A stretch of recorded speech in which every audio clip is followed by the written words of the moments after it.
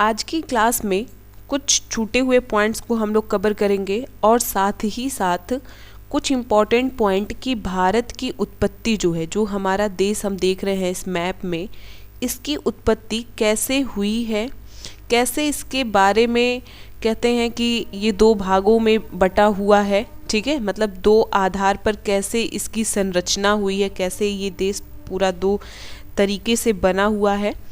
तो ये सारी चीज़ें आज हम लोग डिस्कस करने वाले हैं। तो चलिए नोट्स बनाते चलिए, जहाँ जिसे समझ नहीं आएगा वो पूछ सकता है। सबसे पहले तो हम ये जान लेते हैं कि ये वाली डायरेक्शन, जैसे आप देख रहे हैं ना, ये सबसे ऊपर में ये हमारा उत्तरी हिस्सा होता है और सबसे नीचे ये दक्षिणी हिस्सा होता है। ठीक है, भारत का सबसे उत्तरी और दक्षिणी हिस्सा ये है। तो हमें लिखना है कि जो भारत की लंबाई है, भारत की लंबाई है, लंबाई हम कैसे लेंगे? उत्तर से दक्षिण लेंगे, लंबाई लेंगे उत्तर से दक्षिण, उत्तर से दक्षिण की लंबाई लेंगे। इसकी लंबाई कितनी है? तो ये पॉइंट हमें नोट करना है। इसकी लंबाई उत्तर से दक्षिण 3214 किलोमीटर है, 3214 किलोमीटर है। ठीक है, ये कॉमा लगाए हैं, आप लोग दशमलव मत समझ लीजिएगा। 3234 किलोमीटर, 3214 किलोमीटर है। ठीक है, अगली चीज़, अगर हमें अब चौड़ाई जानना है तो हम पश्चिम से पूरब की तरफ चलेंगे। ठीक है, तो ये पॉइंट नोट करेंगे, चौड़ाई कितनी है, भारत की चौड़ाई कितनी है, ये पॉइंट हमें नोट करना है। तो लिखेंगे चौड़ाई को हम लेंगे पूरब से पश्चिम, पूरब से पश्चिम लेंगे इसकी चौड़ाई। तो पूरब से पश्चिम इसकी लंबाई चौड़ाई मतलब इसकी लेंथ कितनी है? तो ये होगी 2933 किलोमीटर, 2933 किलोमीटर।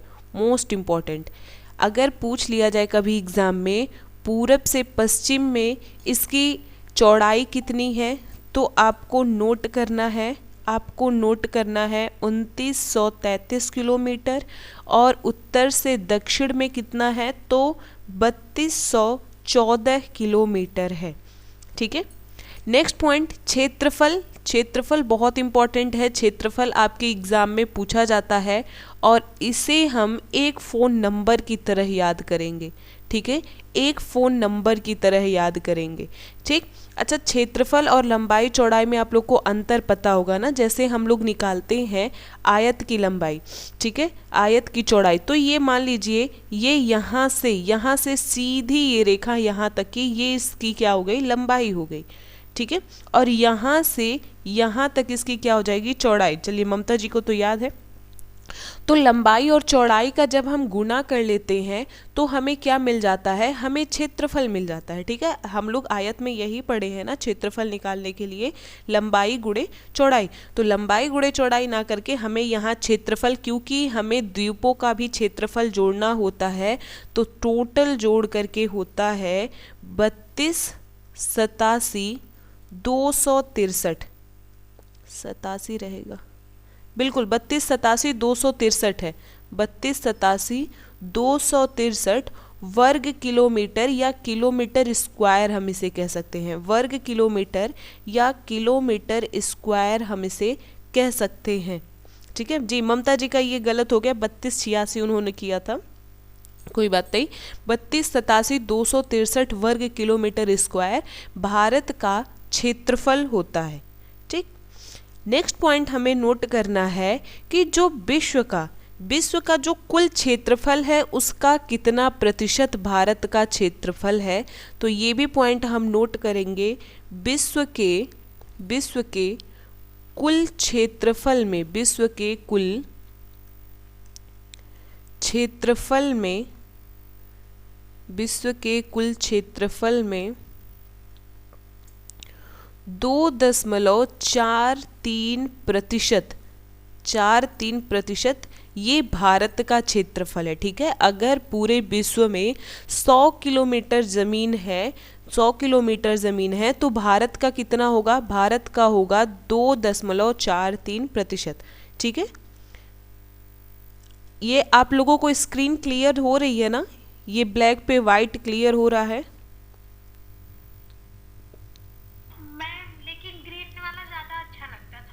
अच्छा, ग्रीन वाला ज़्यादा अच्छा लगता था। ठीक है, अभी नेक्स्ट पेज पे देखेंगे, अगर ग्रीन हो जाएगा तो हम ग्रीन कर देंगे उसे। ठीक है, चलिए। लेकिन ग्रीन वाले पे फिर दिखता नहीं है ना, दिक्कत ये हो जाती है।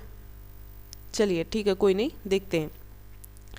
आगे नोट करेंगे हम लोग कि जो क्षेत्रफल की दृष्टि से भारत का स्थान है विश्व में, क्षेत्रफल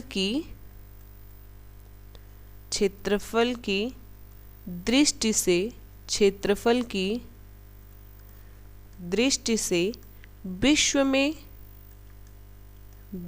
में भारत का स्थान, विश्व में भारत का स्थान, तो कौन सा स्थान है विश्व में? भारत का स्थान कौन सा है? 7वां। वेरी गुड,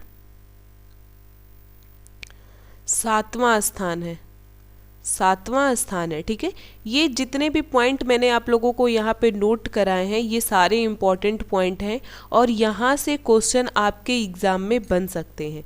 ठीक है, यहाँ से क्वेश्चन आपके एग्ज़ाम में बन सकते हैं, तो इस पॉइंट को आपको नोट करना है और अच्छे से इसे लर्न करना है, क्योंकि जब भी टेस्ट कराया जाएगा या फिर मान लीजिए ऐसे ही क्वेश्चन आपसे पूछे जाएँ तो यहाँ से क्वेश्चन पूछे जा सकते हैं। ठीक है, चलिए नेक्स्ट मूव करेंगे। अब देखिए, ये जो मैंने लंबाई चौड़ाई बताया ना, आप हमेशा याद रखेंगे कि जो ये तटीय एरिया है, जो तटीय क्षेत्र है, जो ये भारत का तटीय ये वाला क्षेत्र है, ये वाला क्षेत्र ऐसे जब हम किनारे से लेते हैं तो पूरा ये क्षेत्र को मिला करके, साथ ही साथ यहाँ पे जो अंडमान निकोबार द्वीप समूह है उसे भी, और लक्षद्वीप को मिला करके टोटल इसकी लंबाई चौड़ाई आप लोगों को क्षेत्रफल में करके बता दी गई है। ठीक है, इतने पॉइंट्स नोट हो गए हो तो आगे चला जाए।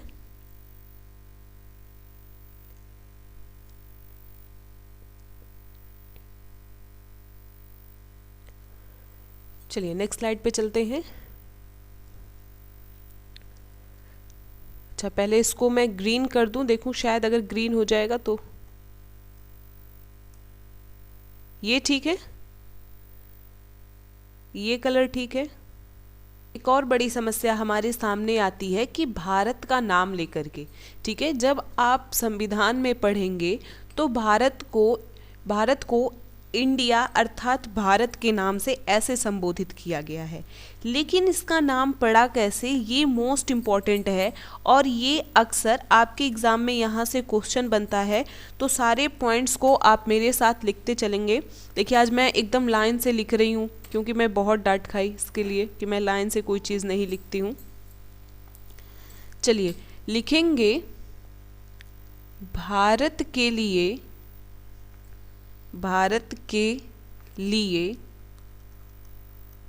प्रयुक्त, भारत के लिए प्रयुक्त इंडिया शब्द,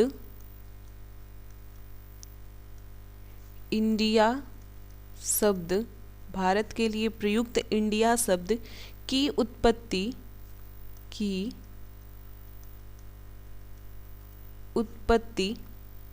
ग्रीक भाषा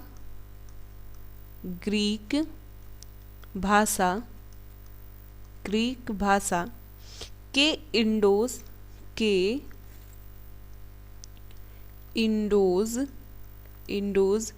से हुआ है। ठीक है, तो देखिए यहाँ से क्वेश्चन क्या बनता है, यहाँ से ये पूछा जाता है कि भारत शब्द की उत्पत्ति, ठीक है, या इंडिया शब्द की उत्पत्ति, भारत नहीं पूछा जाता, भारत नहीं कहते क्योंकि इंडिया शब्द की उत्पत्ति पूछते हैं। ठीक है, इंडिया शब्द की उत्पत्ति किस भाषा से हुई है? तो आप लोग याद रखेंगे किस भाषा से हुई है, ग्रीक भाषा से हुई है। ठीक है, किस भाषा से हुई है? ग्रीक भाषा से हुई है। पहले इंडिया को इंडोज, ठीक है, इंडोज के नाम से जाना जाता था। ठीक, चलिए आगे देखेंगे। आपको पता है कि हमारे देश में यूनानी भी आए थे। ठीक है, यूनानी, तो यूनानियों ने क्या किया, यूनानी ने सिंधु, यहाँ पे सिंधु नदी बहती थी, सिंधु नदी बहती थी, अभी भी बहती है, सिंधु को इंडस कहा। क्या कहा? सिंधु को इंडस कहा। ठीक है, और जब सिंधु को इंडस कहेंगे तो इस देश को क्या कहेंगे? तो इस देश को क्या कहेंगे? इस देश को इंडिया कहेंगे। ठीक है, इस देश को क्या कहेंगे? इंडिया कहेंगे। यानी कि जहाँ पर वो नदी बहती है, इंडस नदी बहती है, उस नदी को उन्होंने इंडस कहा और उसी नदी के नाम पर भारत को उन्होंने इंडिया कहा। किसने कहा था? यूनानियों ने कहा था। यहाँ से आपके क्वेश्चन बन सकते हैं कि किसने भारत को इंडिया कहा था? तो भारत को इंडिया किसने कहा था? भारत को इंडिया यूनानियों ने कहा था। ठीक है, भारत को इंडिया यूनानियों ने कहा था।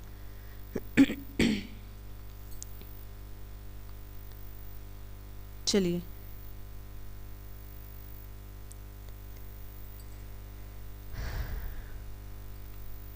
हो गया।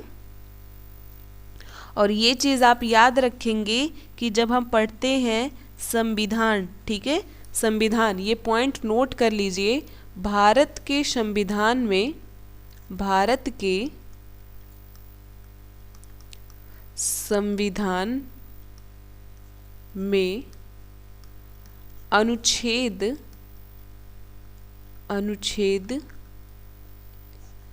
1 के अंतर्गत, अनुच्छेद 1 के अंतर्गत, अनुच्छेद 1 के अंतर्गत भारत को इंडिया कहा गया है, या के अंतर्गत भारत अर्थात इंडिया नाम से संबोधित किया गया है। ठीक है, ऐसे लिखिए, अंतर्गत भारत अर्थात इंडिया, भारत अर्थात इंडिया नाम से देश को संबोधित किया गया है, देश को संबोधित किया गया है, संबोधित किया गया है। ठीक है, मैंने जितने पॉइंट्स लिखे हैं वो सारे पॉइंट्स आपके लिए इम्पोर्टेंट है, क्योंकि ये सारे पॉइंट पूछे जाते हैं। ठीक है, 4 में क्या लिखा है ममता जी? 4 में भारत के नाम के बारे में वर्णन नहीं किया गया है। संविधान का जो आर्टिकल 1 है, अनुच्छेद 1 है, इसी में उसके नाम के बारे में वर्णन किया गया है। ऐसे लिखा गया है, भारत अर्थात इंडिया राज्यों का संघ होगा। ठीक है, भारत अर्थात इंडिया राज्यों का संघ होगा। तो देखिए, यहाँ से आपके 3-4 क्वेश्चन बन सकते हैं। पहला क्वेश्चन तो ये कि इंडिया शब्द की उत्पत्ति, इंडिया शब्द की उत्पत्ति किस भाषा से हुई है? तो इंडिया शब्द की उत्पत्ति हुई है ग्रीक भाषा से। किस भाषा से हुई है? ग्रीक भाषा से हुई है। दूसरी चीज़, यूनानियों, या इसी को घुमा के पूछेगा कि इंडस, ठीक है, इंडस को सिंधु मतलब सिंधु को इंडस किसने कहा था? तो सिंधु को इंडस किसने कहा था? यूनानियों ने कहा था। ठीक है, दूसरी चीज, भारतीय संविधान में किस अनुच्छेद के अंतर्गत देश के नाम का वर्णन किया गया है? तो अनुच्छेद 1 के अंतर्गत किया गया है। या इसी को दूसरे तरीके से पूछा जा सकता है, भारतीय संविधान में भारत को किन नामों से पुकारा गया है? तो भारत को भारत तथा इंडिया के नाम से पुकारा गया है। ठीक है, 2 मोस्ट इम्पॉर्टेंट चीज़ें ये आप याद रखिएगा, पूरा अपने कॉपी में अच्छे से लिख लीजिए, नोट कर लीजिए, बहुत ही ज़्यादा ज़रूरी है ये। ठीक है, चलिए। हाँ बताइए। मैम, हिंदुस्तान कैसे पड़ा था, इसको भी बता रही थी। यहाँ पे हिंदू रहते थे, हिंदुओं का बाहुल्य था, इसीलिए इसे हिंदुस्तान कहा जाने लगा। ठीक है मैम, लेकिन कौन लोग कहे थे ये बता दीजिए। जो अरबी लोग थे, जो अरब से आए थे, वो लोग कहते थे। ठीक, समझ में आया?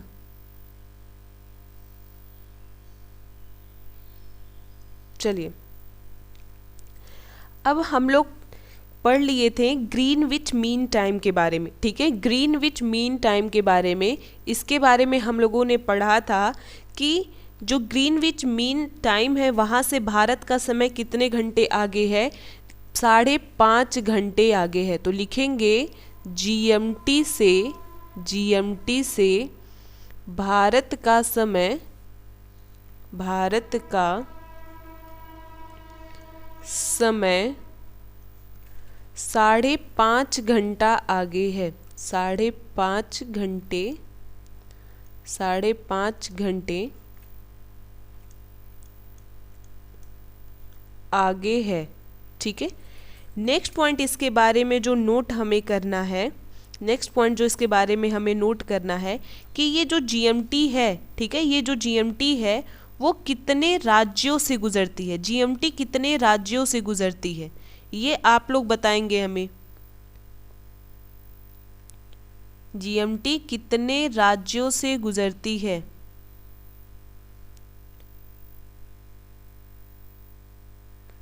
Very good. जो जीएमटी है, ठीक है, अब देखिए जीएमटी नहीं गुजरती है, भारत का मानक समय रेखा गुजरता है। जीएमटी तो ब्रिटेन से गुजरता है। भारत का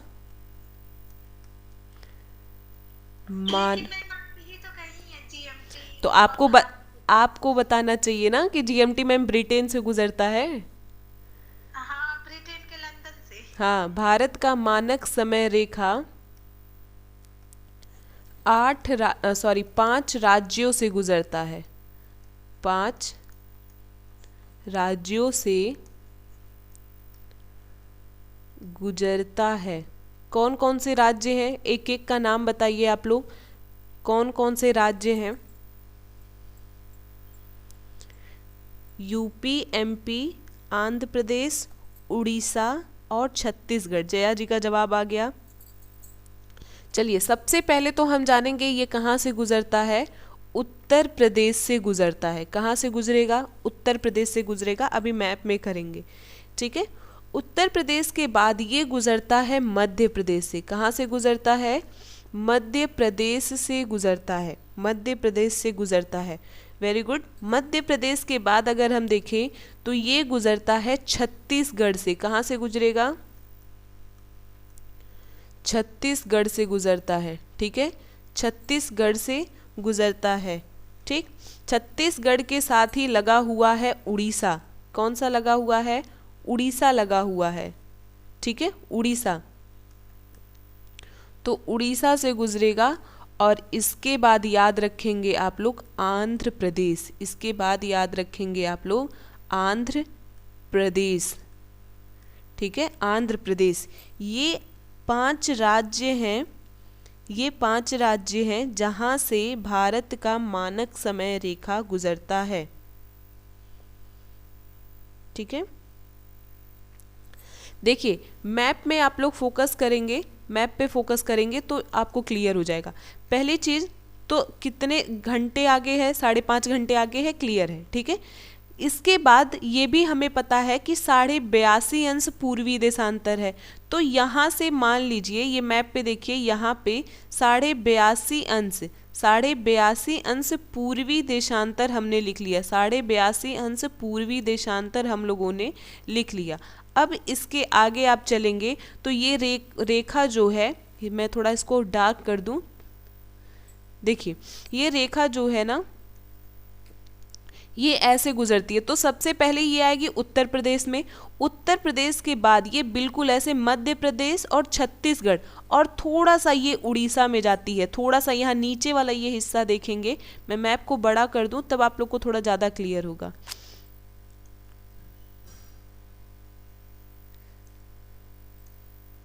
रुकिए, अब देखिए यहाँ पर ये देखिए, ये बिल्कुल आपका ये छत्तीसगढ़ हो गया, बिल्कुल हल्का सा ये उड़ीसा को टच करती है और आंध्र प्रदेश को छूते हुए ये समुद्रों में चली जाती है। आंध्र प्रदेश को छूते हुए कहाँ चली जाती है, समुद्रों में चली जाती है। तो इस मैप से आपको क्लियर हो जाएगा। ठीक है, एक बार फिर से देखेंगे हम लोग, पहले इरेज कर दें तब अच्छे से देखा जाएगा।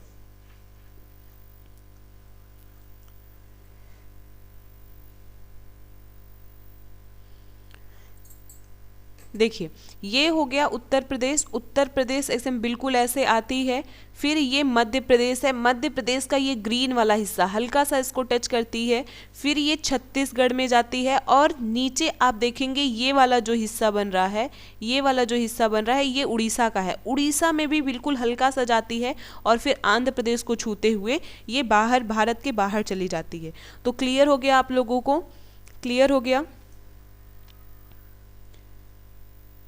एकदम अपने माइंड में ये सेट कर लीजिए आप लोग कि एकदम मध्य प्रदेश को हल्का सा छूती है, छत्तीसगढ़ में पूरा जाती है और उड़ीसा को हल्का सा छूती है। तो याद रखेंगे कि जो भारत का मानक समय रेखा है, जो भारत का मानक समय रेखा है वो कितने राज्यों से गुजरती है? 5 राज्यों से गुजरती है। कितने राज्यों से गुजरेगी? 5 राज्यों से गुजरती है, ठीक है, 5 राज्यों से गुजरती है। और उस 5 राज्यों के नाम कौन कौन से हैं? उस 5 राज्यों के नाम है उत्तर प्रदेश, उत्तर प्रदेश के बाद आएगा मध्य प्रदेश, मध्य प्रदेश के बाद आएगा छत्तीसगढ़, छत्तीसगढ़ के बाद उड़ीसा और उड़ीसा के बाद आंध्र प्रदेश। ठीक है, ये पॉइंट आप लोग का छूटा हुआ था तो मैंने सोचा कि एक बार हम लोग रिपीट कर लेंगे तो अच्छा रहेगा। ठीक है, चलिए अब इसके बाद हमें जानना है कि जो भारत है हमारा, ठीक है, जो भारत है इसकी जो संरचना, पूरी संरचना है, आप लोग का एक होमवर्क है, पहले होमवर्क आप लोग नोट कर लो। होमवर्क क्या क्या है, नहीं तो कोई कहिए तो अभी बता देते हैं। ठीक है, चलिए छोड़िए, बता देते हैं, वो ज़्यादा बेहतर रहेगा। होमवर्क नहीं देंगे आप लोग को, यहीं पे आप लोग का करा देते हैं इसको। तो हम लोग पढ़ लिए थे कि जो भारत के पड़ोसी देश हैं, भारत के पड़ोसी देश हैं वो कौन कौन से हैं। ठीक है, भारत के पड़ोसी देशों के बारे में हम लोगों ने अच्छे से पढ़ रखा है, नाम मैंने पूरा लिखा दिया था। लेकिन आप लोगों को ये नहीं बताया गया था कि जो वो भारत के पड़ोसी देश हैं वो भारत के कौन कौन से राज्य को छूते हैं, भारत के कौन कौन से राज्य को छूते हैं। तो 1-2 के बारे में हम बताएंगे और 1-2 आप लोग घर से करके ले आएंगे। ठीक है, चलिए तो सबसे पहले ये बताइए आप लोग कि हम लोग पढ़े थे कि नेपाल छूट गया था क्या? नेपाल नहीं बताया गया था आप लोग को? नेपाल जो है ये भी भारत के पड़ोसी देश में आता है। ठीक है, नेपाल भी भारत के पड़ोसी देश में आता है। कॉपी नोट्स एक बार पलट के देखिए, नेपाल छूट गया था क्या? अच्छा बताए थे, चलिए ठीक है। तो ये देखिए जो मैंने ये ब्लैक पेन से कर दिया ना, ये नेपाल है, ये क्या है? नेपाल है। अब बताइए नेपाल कौन कौन से राज्य को छू रहा है? तो सबसे पहले आप देखिए ये है उत्तराखंड। ठीक है, नेपाल किसको छू रहा है? तो सबसे पहले वो छू रहा है उत्तराखंड को। लिखते चलेंगे, सबसे पहले लिखिए ऐसे नेपाल और नेपाल के आगे लिखिए उत्तराखंड, उत्तराखंड। ठीक है, उत्तराखंड छूता है। अब बताइए इसके बाद कौन सा है? इसके बाद कौन सा है? उत्तराखंड के बाद अगर हम देखें तो उत्तर प्रदेश है। उत्तराखंड के बाद क्या है? उत्तर प्रदेश है। उत्तर प्रदेश के बाद क्या है? उत्तर प्रदेश से जस्ट लगा हुआ, उत्तर प्रदेश से जस्ट लगा हुआ बिहार है। ठीक है, और बिहार से जस्ट लगा हुआ क्या है? सिक्किम है। बिहार से छूता हुआ क्या है? सिक्किम है। यानी कि हम कह सकते हैं कि जो नेपाल है वो भारत के उत्तराखंड को छू रहा है। ठीक है, साथ में उत्तर प्रदेश को ये छू रहा है, उत्तर प्रदेश के साथ बिहार को और बिहार के साथ साथ ये किसको छू रहा है? सिक्किम को छू रहा है। ठीक है, सिक्किम को छू रहा है। ठीक है, मोस्ट इम्पॉर्टेंट, सिक्किम को छू रहा है। ठीक है, बिल्कुल 4 राज्यों को ये छूता है। कितने राज्यों को छूता है? 4 राज्यों को छूता है, 4 राज्यों को छूता है। ठीक है, चलिए आगे देखेंगे, लेकिन थोड़ा सा मैप हम बड़ा कर दें, थोड़ा सा बड़ा कर दें।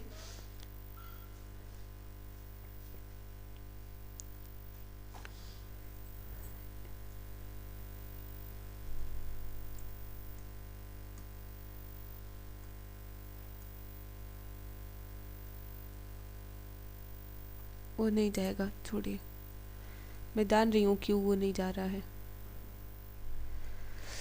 चलिए अब इसमें देखेंगे हम लोग नेपाल के बाद हम लोग बात कर लेते हैं, ये देखिए ये हमारा बांग्लादेश है। यहाँ पे आप लोग देख रहे हैं ये वाला हिस्सा एकदम कॉर्नर पे वाइट कलर का, ये बांग्लादेश है। बांग्लादेश कौन कौन से राज्यों को छूता है? सबसे पहले देखिए यहाँ जो ये ब्लू वाला आप हिस्सा देख रहे हैं ये है वेस्ट बंगाल। ये क्या है? वेस्ट बंगाल, यानी कि ये छू रहा है पश्चिम बंगाल को। तो नोट करिए, लिखिए बांग्लादेश। बांग्लादेश, बांग्लादेश किसे छू रहा है? तो सबसे पहले हम लिखेंगे वेस्ट बंगाल, यानी कि पश्चिम बंगाल को छू रहा है, पश्चिम बंगाल को छू रहा है। ठीक है, पश्चिम बंगाल के बाद अगर हम देखें तो यहाँ बिल्कुल हल्का सा आप देखेंगे तो ये झारखंड को छूता है। किसको छूता है? झारखंड को छूता है। ऐसे बस पहले नोट कर लीजिए, साइड में अभी एक किनारे लिखा जाएगा, झारखंड को छूता है। ठीक है, झारखंड के बाद आप देखेंगे बिल्कुल हल्का सा ये बिहार को छूता है।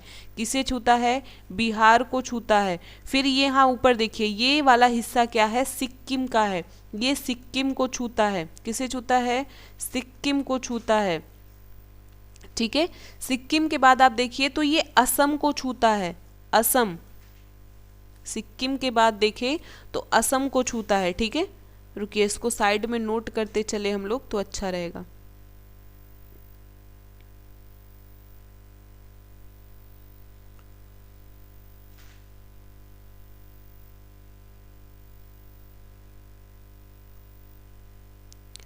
चलिए इतना लिख लेते हैं पहले।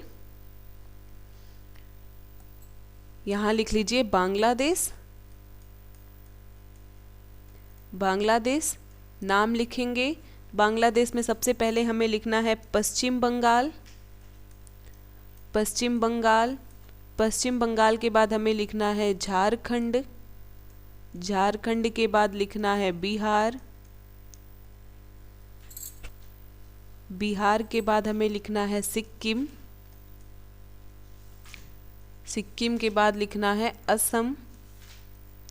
ठीक है, असम। फिर हम लिखेंगे त्रिपुरा,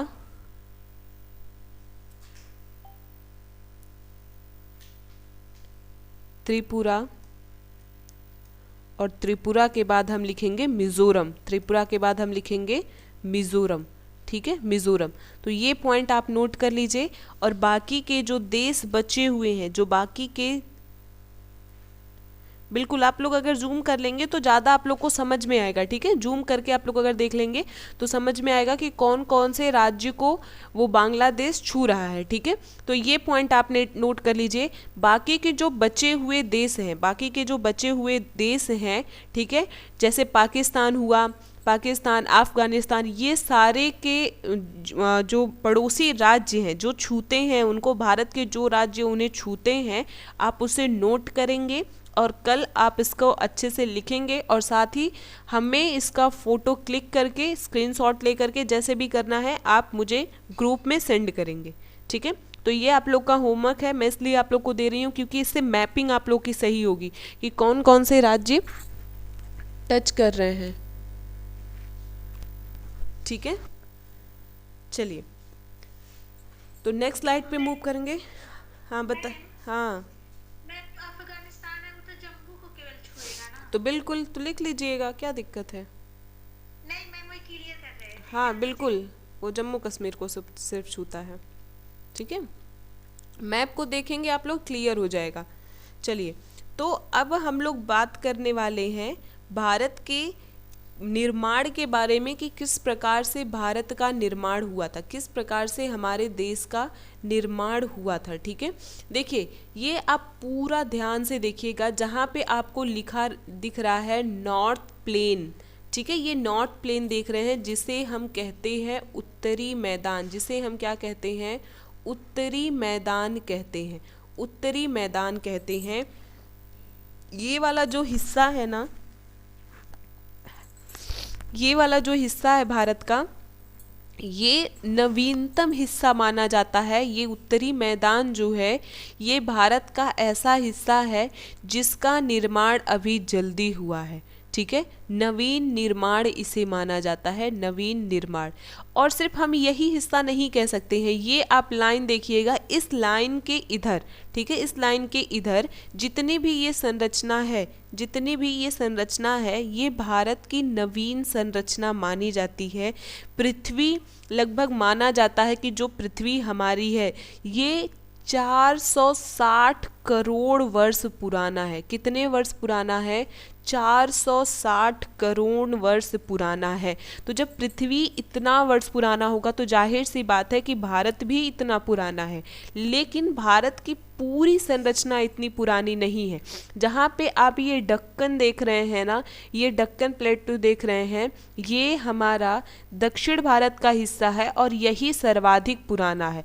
यानी कि हम कह सकते हैं कि जो दक्कन का पठार है, दक्कन का पठार है, यही भारत का रचना है जो सर्वाधिक पुराना है, जो सर्वाधिक पुराना है। बाकी की जो रचनाएं आप देख रहे हैं ये नवीनतम रचनाओं में मानी जाती हैं, ये नवीनतम रचनाओं में मानी जाती हैं। ठीक है, अब ये नवीन रचना हुआ कैसे है, ये पृथ्वी बनी कैसी है, ये हमारे लिए इम्पोर्टेंट है। तो सारे पॉइंट्स को आप नोट करते चलेंगे। यहाँ पे साइड में मैं लिख रही हूँ, साइड में आप लोग भी नोट करते चलिए। सबसे पहले हमें लिखना है भूगर्भिक संरचना, भूगर्भिक संरचना, भूगर्भिक संरचना की दृष्टि से, भूगर्भिक संरचना की दृष्टि से भारत को तीन स्पष्ट भागों में, तीन स्पष्ट भागों में विभाजित किया जा सकता है, विभाजित किया जा सकता है, विभाजित किया जा सकता है। ठीक है, चलिए अब कौन कौन से इसके भाग हैं वो हम देखेंगे। पहला हमें लिखना है दक्षिण का प्रायद्वीपीय पठार। पहला हेडिंग डालिए दक्षिण का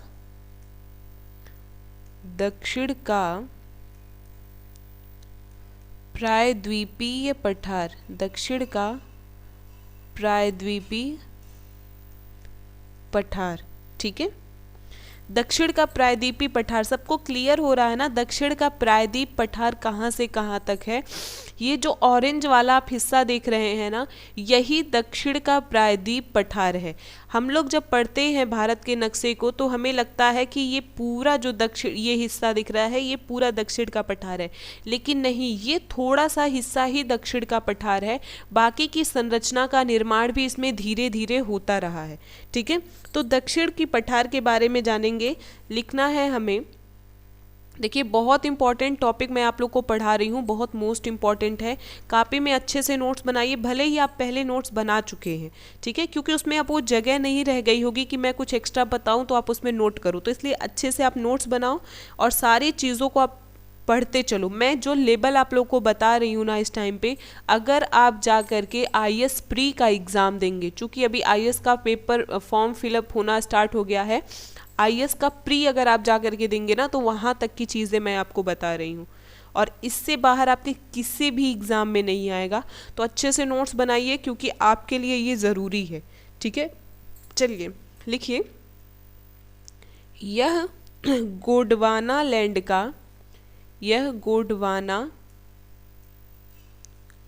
लैंड का ही एक भाग है, गोंडवाना लैंड का ही एक भाग है। गोंडवाना लैंड आप लोग समझ रहे हैं? नहीं जया जी, पढ़े ही नहीं है फिर देना क्या एग्ज़ाम का? जब पढ़े रहो तो फिर एग्ज़ाम देना चाहिए, कोई भी एग्ज़ाम, समझ रहे हैं? जब कुछ पढ़ाई नहीं हुई तो फिर एग्ज़ाम में जाके बैठने से क्या फ़ायदा। देखिए गोंडवाना लैंड आप लोग को समझ में आ रहा होगा, जब हम लोग पढ़े थे भारत की पूरे विश्व की उत्पत्ति, देश की उत्पत्ति, तो मैंने बताया था कि ये जो पूरा विश्व है, भूभाग है, पहले वो भूभाग दो भागों में बटा था। ऊपरी वाले हिस्से को हम लोग अंगारा लैंड बोले थे, अंगारा लैंड कहा गया, और नीचे का जो हिस्सा हुआ, नीचे का जो ये भाग विभाजित हुआ, इसे हम लोग गोंडवाना लैंड कहें। कौन सा लैंड कहें? गोंडवाना लैंड कहें। तो जो प्रायद्वीपीय पठार है ये गोंडवाना लैंड का हिस्सा है। किसका हिस्सा है? गोंडवाना लैंड का हिस्सा है। और यह विश्व का सबसे प्राचीनतम चट्टानों से निर्मित है। ठीक है, ये आप नोट करेंगे, यह विश्व के सबसे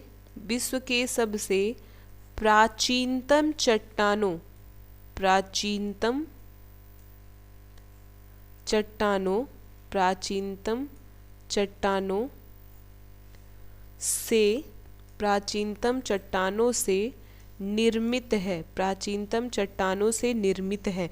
तो ये पूछा जा सकता है भारत का कौन सा हिस्सा सबसे प्राचीन है। तो आप लोग याद रखेंगे गोंडवाना लैंड जो है ये भारत का सबसे प्राचीन हिस्सा माना जाता है। भारत का सबसे प्राचीन हिस्सा ये है। ठीक है, चलिए एक मिनट, इसका मैं एक स्लाइड कॉपी कर लूँ।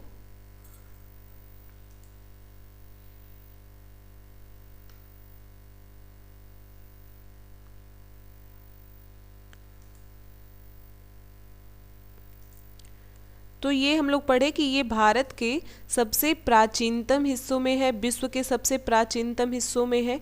ठीक है, तो अगर आप लोगों से पूछा जाए कि भारत का कौन सा हिस्सा सबसे प्राचीन है, तो आप लोग याद रखेंगे जो ये गोंडवाना लैंड है ये भारत का सबसे प्राचीनतम हिस्सा माना जाता है।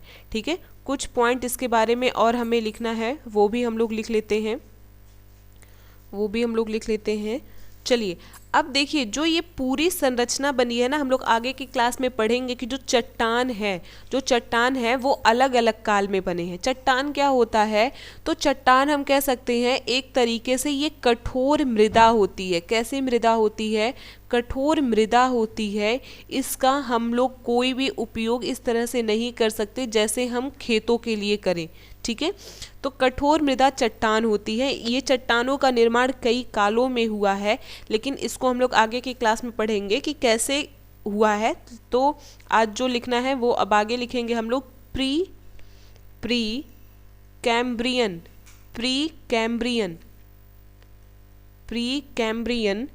काल के बाद से ही, प्री कैम्ब्रियन काल के बाद से ही यह भाग कभी भी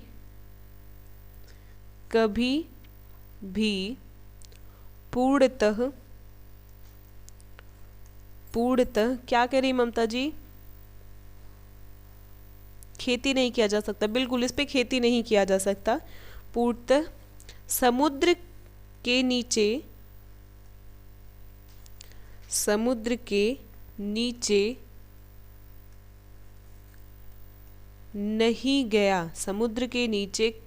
नहीं गया। ठीक है, जब आप लोग पढ़ेंगे कि कैसे चट्टानों का निर्माण हुआ, तो उसी काल में आपको एक काल पढ़ने को मिलेगा, प्री कैम्ब्रियन काल। ठीक है, प्री कैम्ब्रियन काल के बाद ये होता है कि लगभग विश्व के बहुत सारे हिस्से समुद्र के नीचे चले गए, समुद्र के नीचे डूब गए। जब आप देखेंगे ना मैप को, लगभग 250-200 साल के अगर आप मैप का पूरा जब पढ़ेंगे तो आपको दिखेगा कि जो पहले पूरा विश्व था ना, उसका विस्तार कुछ ज़्यादा था, मतलब भूभाग का विस्तार ज़्यादा था।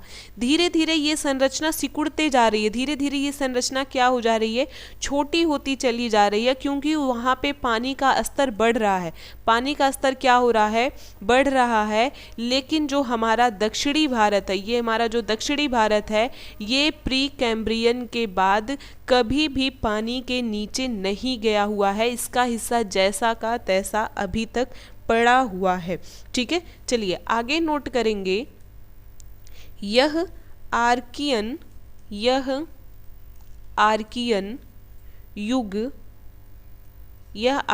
युग के आग्नेय चट्टानों,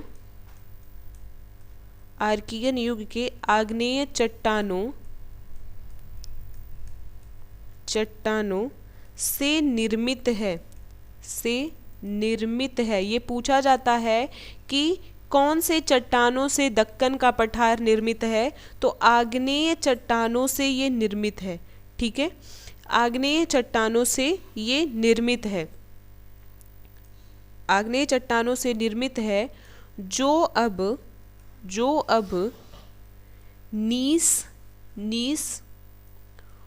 व शिस्ट के रूप में, नीस व शिस्ट के रूप में रूपांतरित हो चुका है, रूपांतरित हो चुका है। ठीक है, रूपांतरित होने का मतलब क्या है कि जब दक्षिण भारत का निर्माण हुआ, या जब कह सकते हैं दक्कन ट्रैप का निर्माण हुआ, तो उस वक्त क्या था, उस टाइम पे क्या था कि ये चट्टानों का निर्माण, ये जो आप मैप में देख रहे हैं, इन चट्टानों का निर्माण आग्नेय चट्टानों से हुआ था। आग्नेय चट्टान हम किसे कहते हैं, मतलब जब ज्वालामुखी विस्फोट हुआ, जो ज्वालामुखी था, जब उसमें से बहुत सारे मैग्मा निकले, बहुत सारे लावा निकले ना, तब जा करके दक्षिण भारत का निर्माण हुआ, यानी कि कह सकते हैं गोंडवाना लैंड का निर्माण हुआ। लेकिन अब ये जो चट्टान है वो आग्नेय चट्टान नहीं रह गए, बल्कि ये रूपांतरित चट्टान हो चुके हैं। क्या हो चुके हैं, रूपांतरित चट्टान हो चुके हैं। और रूपांतरित चट्टानों में नीस और शिस्ट के रूप में ये परिवर्तित हो चुके हैं। तो यहाँ से अगर आप देखें ना, तो 2-3 क्वेश्चन आपके बनते हैं। पहली चीज़ तो दक्षिण भारत के जो चट्टानें हैं वो किस प्रकार की चट्टानों से निर्मित थी, तो वो आग्नेय चट्टानों से निर्मित थी। ठीक है, दूसरा, अब वो किस रूप में परिवर्तित हो चुकी हैं, तो वो परिवर्तित हो चुकी हैं नीस और शिस्ट के रूप में। नेक्स्ट क्वेश्चन आपका पूछा जा सकता है, कभी भी नीस और शिस्ट को पूछा जा सकता है। हाँ बताइए,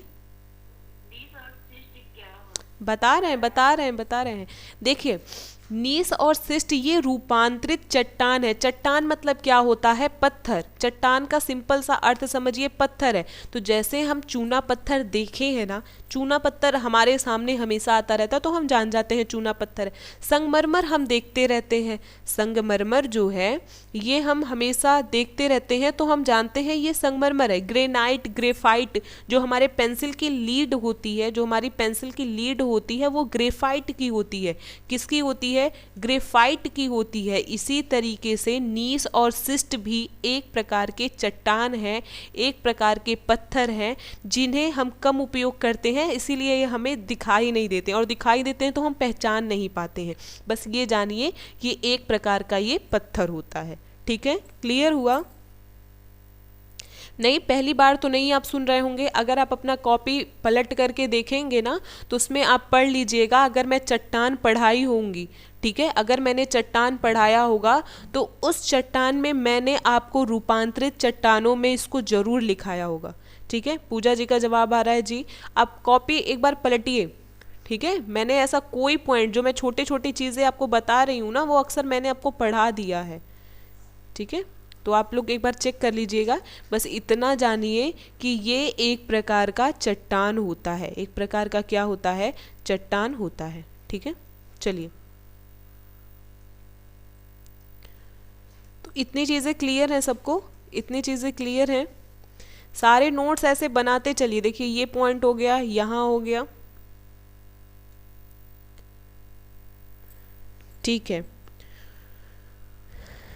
तो अब क्लास यहीं तक रखेंगे, लेकिन हम पहले कुछ एमसीक्यूज पूछेंगे।